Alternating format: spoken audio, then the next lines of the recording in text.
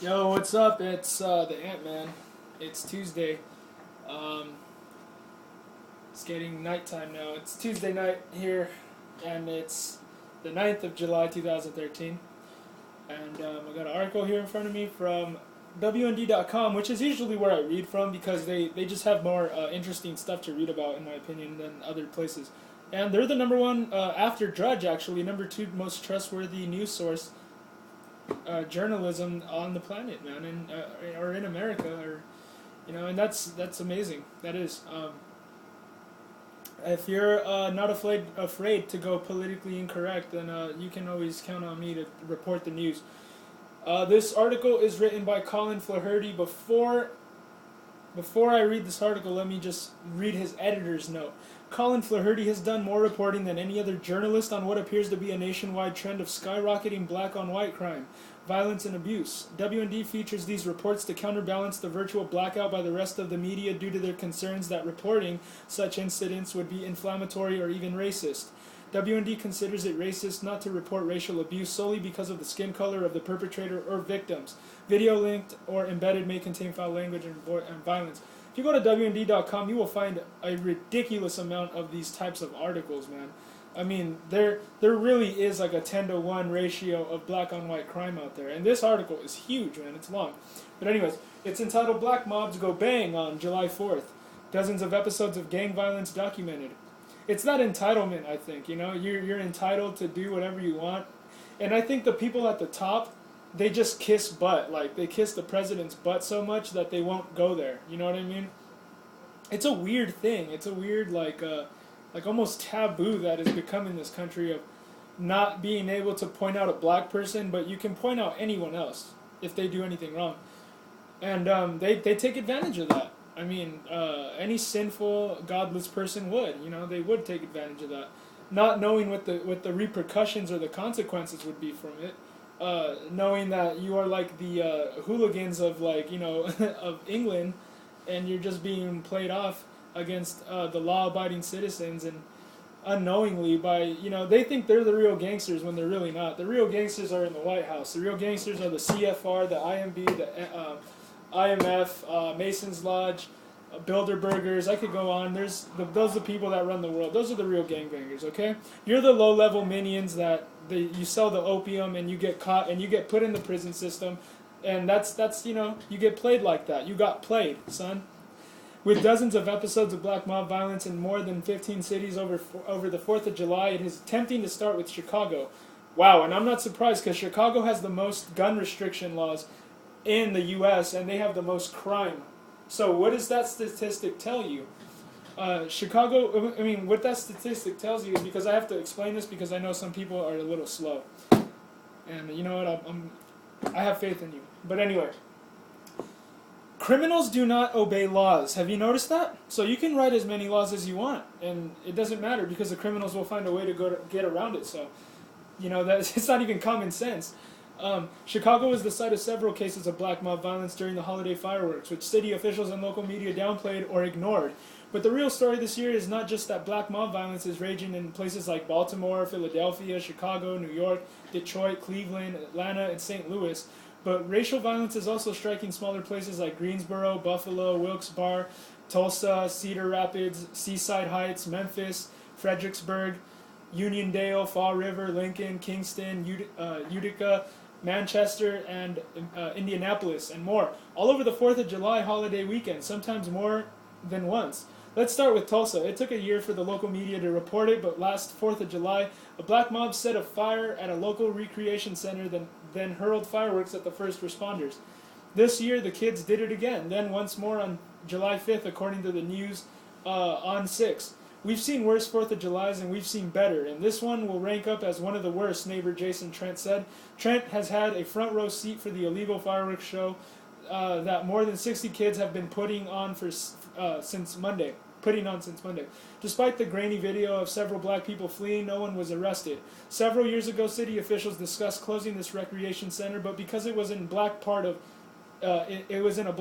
Tulsa, members of Acorn convinced the city council to keep it open after claiming it would be racist to close it.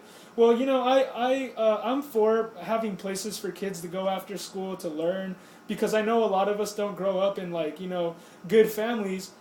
Some of us grow up in messed up families where there's more trouble at home than there is on the street. So for these recreation centers in the communities, it's a good thing for kids to get away and go play checkers or something. But that's not what they're doing. Instead, they're just using that to just go and hang out with their gangster friends, their idiot friends.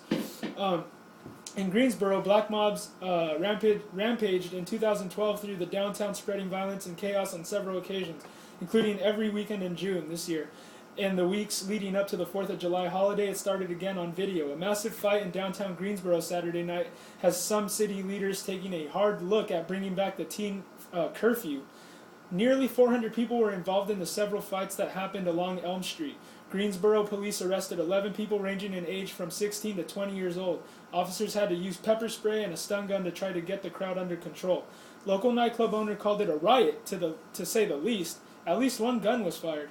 While the 4th of July fireworks downtown just a day away, the city council held an emergency meeting to discuss imposing a curfew.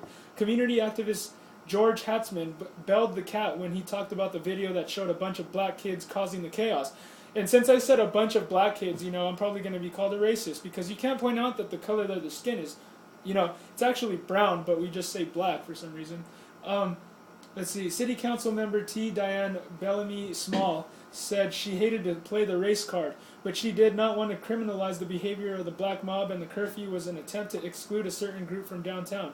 She acknowledged that shopping centers and movie theaters in Greensboro were having similar problems, but that is different because they are private, she said. And the parents of the children pay tax dollars, she said, so their children should have a right to go downtown whenever they want. I'd rather go to a public school than a private school, because what I see with all the private school kids is that if they go to a religious private school, they're going to end up growing up against whatever religion that the private school is about. I see it almost in every single person that I know that went to private school.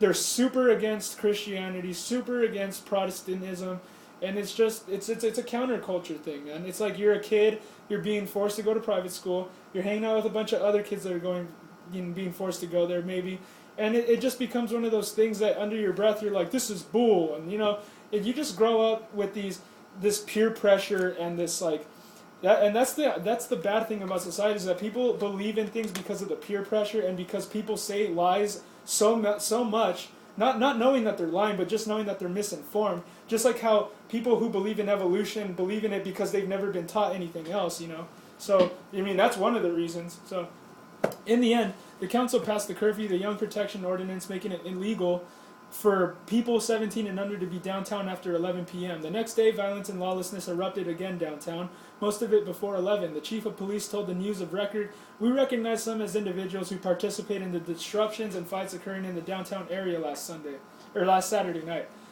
In Madison, a witness described a huge fight that was going on a block away, said the police report. The officer arrived on scene and reported that dozens of people were fighting in the middle of the street with a variety of weapons from garden rakes to dumbbells. According to the release, officials said people were using locks in their hands as brass knuckles and brandishing sticks. Everyone arrested or hurt was black. Not that I think it's funny. If black people were actually more concerned about not this entitlement and taking advantage of it, and white people this and white people that, and if they were more concerned about real politics and stuff, they wouldn't be fighting us. They're being played off against the general public. And I think, and you could call me a racist if you want, but I'm not being racist. I'm just telling you what I see. And if you get played off like a sucker like that, then really you're just a useful idiot, in the words of Joseph Stalin. You're being used as a pawn. And if you were an empowered person that wanted to know the truth and not just use this entitlement to go around and be lawless and do whatever you want, then you would realize that you're fighting the wrong people, man. We're not supposed to be fighting each other, man. And I'm not a racist, to just go on the record. I like everybody. I treat everybody the same. And just because I report the real news, I don't care what you think. All right, I'm an empowered person, and I don't care what you think, because I'm not a yuppie, and I don't just, oh, you don't like me, so I have to agree with you on everything because I want to win a popularity contest like everyone else. Anyways, how about a twofer in Madison? Madison.com reports a big fight with arrests, threats on police, hostile crowd, pepper spray, the works, all after the fireworks. And this community also is the rap community, the playoff play you off against the cops and against white people. It's not your enemy, bro. It's not your enemy at all. Cops are supposed to be on your side, and the rap music you listen to is conditioning you to be against that. And Alex Jones always makes a lot of claims about he knows people that went into MTV and hijacked it and said that they're gonna feed you the most destructive gangbanger culture on purpose. It's all, when you see this stuff happening, dude, it's not by a coincidence, man. All this stuff is engineered, man. Madison police say that they had to threaten a hostile crowd with pepper spray. I already read that. But anyways, for you simple-minded people that don't believe that there are people out there that get off on power, I mean, what do people with money want? They want more money. What do people with cars want? They want more cars. What do people with power want? More power. Of course they're going to get good at it. Read the 20-something Laws of Power. I mean, there's a lot of good books out there that you could read that are good at illustrating how you can manipulate a society and dumb them down. It's scientific, man. It's a scientific eugenicist operation. Go look up eugenicist. I'm not making these words up. The crowd grew hostile when officers tried to arrest a man who was fighting in the 1800 block of Northport Drive, just outside Warner Park where the fireworks were set off.